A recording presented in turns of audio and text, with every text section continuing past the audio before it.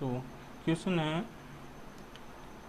है निम्नलिखित में से किस संख्या का वर्गमूल एक परिमेय संख्या होगी। तो एक परिमेय संख्या होगी। परिमेय संख्या क्या होती हैं? परिमेय संख्या वो होती हैं जिससे हम P/Q के रूप में लिख सकते हैं। देखो परिमेय संख्या क्या होती हैं?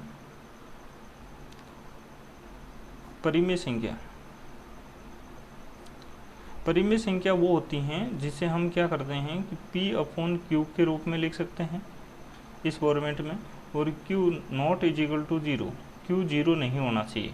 ठीक है, Q नीचे है तो इसका जो हर में है वो Q 0 नहीं होना चाहिए, और जिसको अपन P/Q के रूप में लिख सकते हैं वो एक परिमेय संख्या होती है। ठीक है, अब इन संख्याओं का हम वर्गमूल निकालेंगे और वो वर्गमूल एक परिमेय संख्या होगी, वही हमारा आंसर होगा। ठीक है, अब 0.4 है। ठीक है, 0.4 है तो इसका वर्गमूल निकालने के लिए क्या करेंगे? देखो इसका वर्गमूल निकालेंगे 0.4। ठीक है, अब इसमें वर्गमूल निकालना है तो पॉइंट के बाद में एक जीरो और लगा देंगे। ठीक है, यानी कि दशमलव के बाद में कितने भी जीरो लगाओ कोई फर्क नहीं पड़ता है। ठीक है, अब हमारे पास यानी कि 0.40 हो गई। ठीक है, ये एक जोड़ा बन गया। ठीक है, अब देखते हैं तो 40 का वर्गमूल निकालते हैं। तो 40 का वर्गमूल तो पूर्ण वर्ग संख्या तो है नहीं ये 40, तो इसके लिए आसपास के नंबर देखते हैं। जैसे 6 का देखते हैं, 6 का 36 आ रहा है, 7 का 7 7 गुण 50, वो तो आगे चला जाता है। तो इसलिए यानी कि इसका लगभग किसके वर्गमूल संख्या आएगी?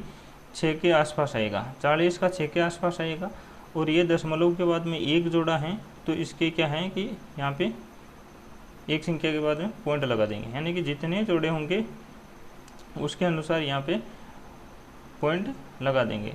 ठीक है, अब देखो यहाँ पे क्या है कि यहाँ पे 6 का गया, 6 का 36। ठीक है, फिर 4 आ जाएंगे, फिर एक जोड़ा उतारेंगे, इस प्रकार से यानी कि ये आगे चलता रहेगा। ठीक है, इसी प्रकार यहाँ पे देखते हैं 0.09 का, इसका वर्गमूल निकालेंगे 0.09। ठीक है, इसका वर्गमूल निकालने के लिए क्या करेंगे? यानी कि इसमें एक जोड़ा है, कोई जीरो उतारने की ज़रूरत नहीं है, तो 9 का डायरेक्ट 9 का वर्गमूल कितना होता है? 9 का वर्गमूल होता है 3। ठीक है, अब ये एक पॉइंट के बाद में एक जोड़ा है तो इस एक संख्या के बाद में क्या है? जीरो उतार देंगे। ठीक है, ये तो हो गया हमारा। तीसरा क्वेश्चन है 0.9। ठीक है, इसका वर्गमूल निकालने के लिए क्या करेंगे? 0.9 और इसके बाद में एक जीरो और उतार लेंगे, जिससे हमारा एक जोड़ा बन गया। ठीक है, अब यहाँ पे इसका 90 का वर्गमूल निकालना है। तो 90 का वर्गमूल किसके आसपास आता है? तो 90 का वर्गमूल जो है, जैसे 9 × 9 81 होता है, 10 × 10 100। ठीक है, इसलिए 9 के आसपास आता है। ठीक है, एक जोड़ा है तो एक संख्या के बाद में पॉइंट लगा देंगे। ठीक है, तो 9 आ रहा है।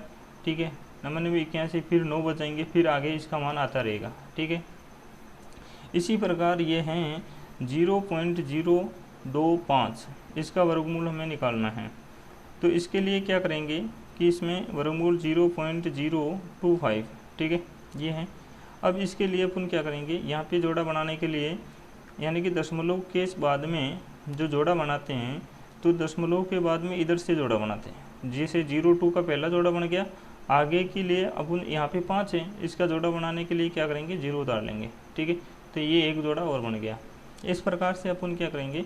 अब इसका वर्गमूल निकालना है, तो यानी कि ये 02 एक जोड़ा हो गया और ये 50 एक जोड़ा हो गया। ठीक है, इसके लिए क्या करेंगे? अब यहाँ पे इसमें ये एक जोड़ा है 02, इसमें भाग लगाएंगे एक और एक का।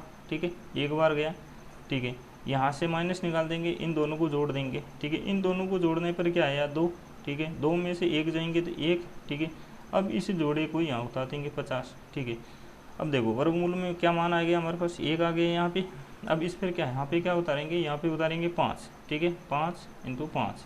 ठीक है, 5 को 5 से गुणा करेंगे, 5 × 25 हासिल का 2। ठीक है, 5 दूनी 10, 2 कितना हो गया? 12। ठीक है, अब ये इसमें से माइनस निकाल देंगे, यानी कि यहाँ से माइनस निकालेंगे तो यहाँ पे हो जाएगा 5। ठीक है, और फिर ये यानी कि 4 में से 2 जाएंगे तो 2 25। ठीक है, ये कितना आया 5, ठीक है, ये 15 है, ठीक है, 15 है, ठीक है, 25 से। अब यहाँ पे क्या है कि इसके आगे भी भाग जा रहा है ये, ठीक है, यानी कि 1, 5 और भी आगे संख्या चलती रहेगी। अब देखो यहाँ पे क्या है कि पॉइंट के बाद में, यानी कि ये हमारे पास 15 आया, ठीक है, आगे भी इसका मान आता रहेगा। लेकिन देखो यहाँ पे कितना है, 1 जोड़ा और ये 2 जोड़ा है, ठीक है, 2 जोड़ा है तो अपन 1 और 2 संख्या के बाद में पॉइंट लगाएंगे।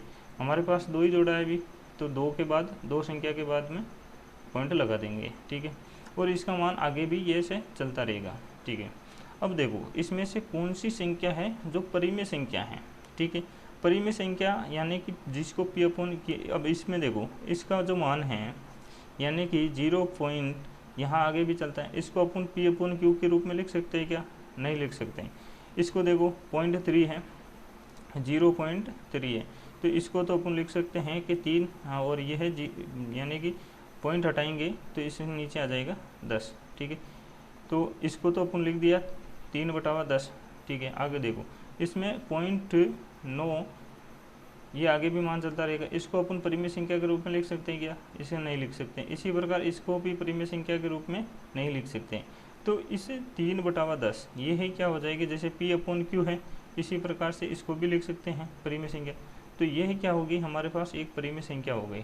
तो हमारा आंसर कौन सा हो जाएगा? बी आंसर हो जाएगा हमारा, ठीक है।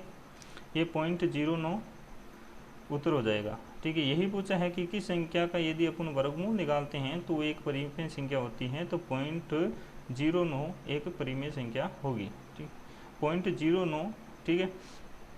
अब आगे देखो, अब एक जैसे क्वेश्चन है, जैसे पाई है, ठीक है, पाई, तो आपको बताना है कि पाई एक परिमेय संख्या है, परिमेय